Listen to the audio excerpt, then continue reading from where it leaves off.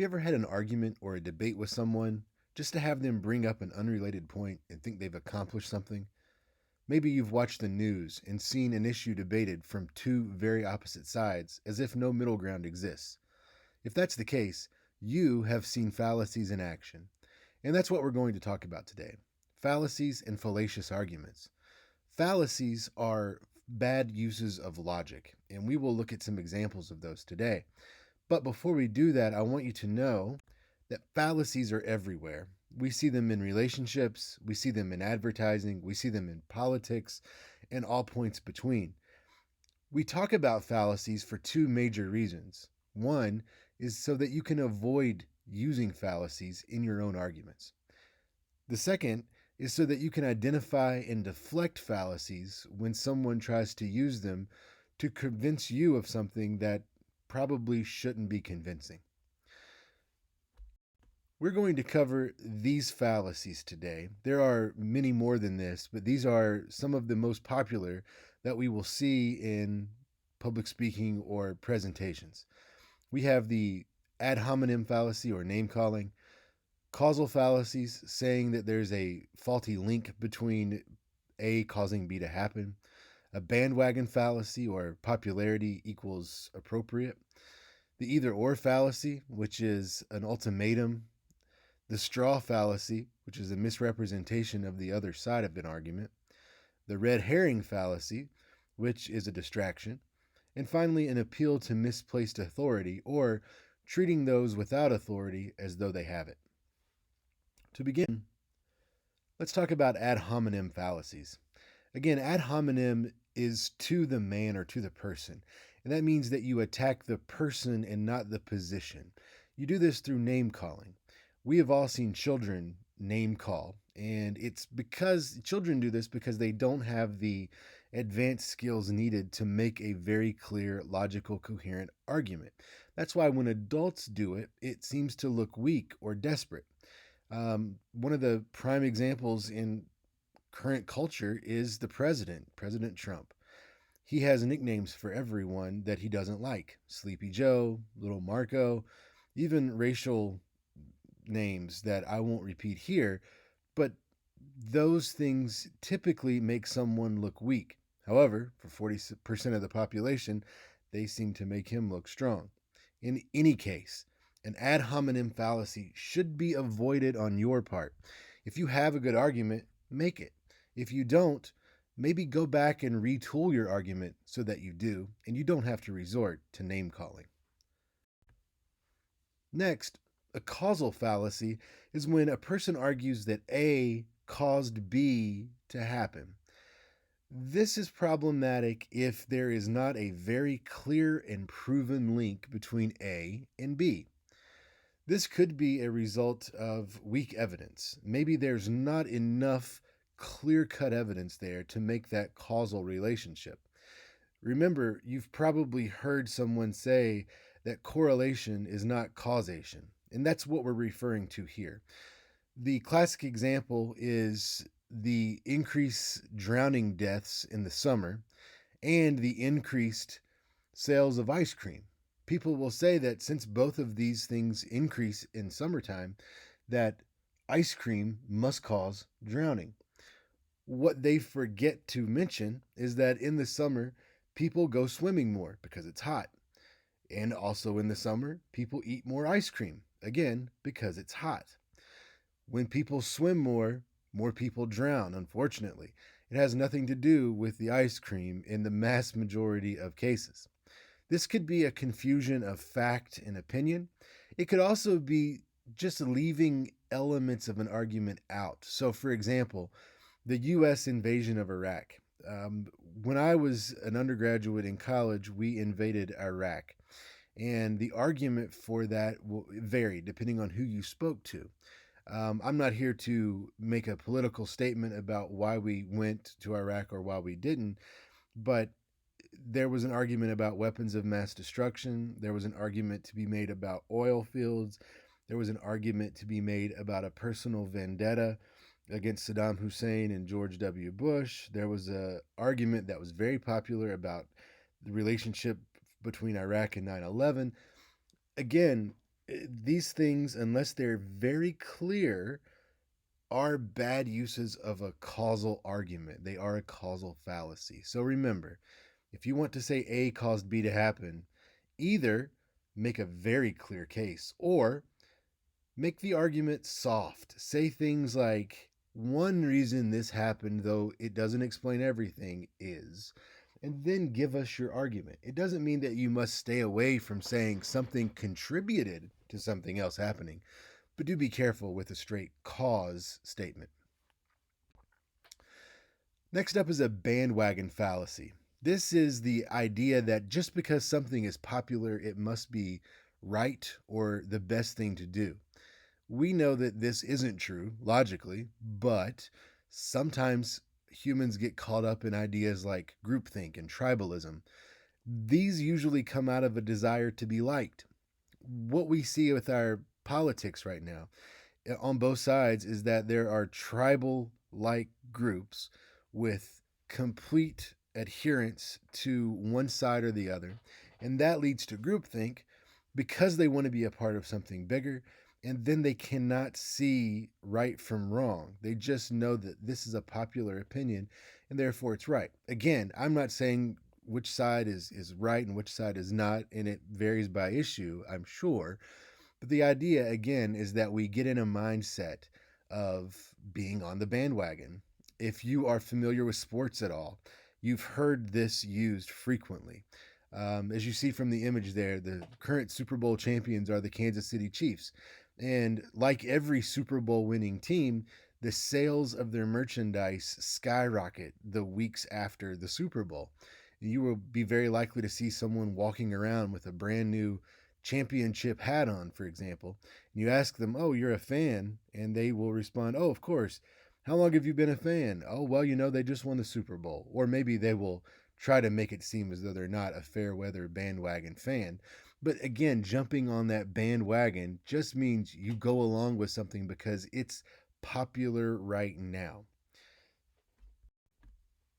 Next up are the either or fallacies. What this is an argument that is flawed by the ignorance of a continuum. It ignores middle ground positions. One example that you may have had in your own life is an ultimatum. Maybe it came from a parent or a significant other where someone said that you needed to make a hard choice. You needed to either go left or go right. You need to either spend more time with your friends or spend more time with this person. That ignores the complete middle ground of going straight or going backwards. It also ignores the middle ground of balancing the time that you spend between your friends and a specific person. One big cultural issue is the pro life, pro choice argument. If the blue side of the continuum on the screen represents pro life and then the red side represents pro choice, consider that very few people are in those very ends, in the heads of the arrow there. Most of us are somewhere in that shaft along the middle. If you are pro life on one side, it is never okay to have an abortion. If you are pro choice on the other side, it is always okay to have an abortion. In reality, most people temper their positions. If you're on the pro life side, you say, "I don't prefer abortion." However, in cases of, for example, rape, incest, mother's health, those things might soften the position and say, "I can make exceptions." That moves you away from that extreme and toward the center. Similarly, on the pro choice side, someone may say, "I think women should have the right to choose what happens with their pregnancy." However, if the certain time limit has passed, you're in the third trimester, or you're trying to have a termination of pregnancy due to unwanted gender of the child, those sorts of things, those move you back toward the center. Again, some folks are in these extremes. However, the majority of folks are somewhere in the center. And saying you are either A or B, black or white, ignores that big middle ground where most people are. Our next fallacy is a straw fallacy. It could be called a straw man fallacy, a straw person fallacy. but it is a misrepresentation of the opposition. You present an argument from the other side in a way that does not give it its full due, and it makes it very easy to knock down or destroy. As you see, there's a scarecrow there, or a person made from straw. And the idea with the name of this fallacy is that it's easy to beat up a scarecrow. When you just prop something out there that can't fight back, it's very easy to knock it down and make it look terrible. So, we want to make sure that we give the other side their due. Sticking with pro life, pro choice as an example, some folks on the pro life side will look at the pro choice side and say that they have no morals, and they'll make it about a moral or a spiritual argument. Similarly, on the pro choice side, they will look at pro life folks and say that they are interested in taking women's rights back to the 1500s, and that they are blinded by their religion in many cases. Now, that's on the edge of an ad hominem fallacy, but they try to make a real argument out of it. And that's tough to do because it really does take away from some of the good reasons both sides have for the positions they hold. Again, not taking a position on this issue, just saying that in reality, most of us are in the middle from the either or fallacy. And when some folks on one extreme describe the folks on the other extreme, they either resort to name calling or they don't represent the argument accurately through the use of a straw fallacy. So, give the opposition its due. Then, if you can say that your argument is better or that their argument is still wrong once you've given it a fair chance, that's when you know you can win a debate. Next up is the red herring fallacy. This has some mythology behind it. So, first of all, a herring is a fish that you see there on the screen. And at least according to some accounts, this has a origin in medieval prison breaks. So imagine that you are in debtor's prison. You couldn't pay your bill, so they locked you away, and you broke out. Well, when they find that you're missing, in great medieval fashion, they would say, "Release the hounds," and the bloodhounds would come and find your scent and start to track you. Well, there was at least one story about an escaped convict who made his way to a creek and pulled out a herring and then pulled it apart and tossed one half in one direction, the other half in the opposite direction, and then ran in the third direction. The idea was he wanted to create a distraction. So when the bloodhounds picked up the scent and came to that body of water, they would A, lose his scent slightly because of the water, and B, be distracted by the smell of a fish who had been tossed out of the water all around them. This, in other ways of explaining it, is when people introduce irrelevant issues to try to shift the focus of an argument. Often this is done because they know they can't win the argument.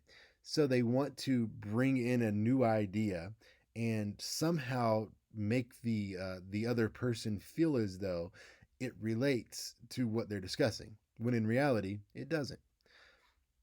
An example of this currently is sort of colloquially known as whataboutisms. During the 2016 presidential election, people would talk about Donald Trump's history with womanizing.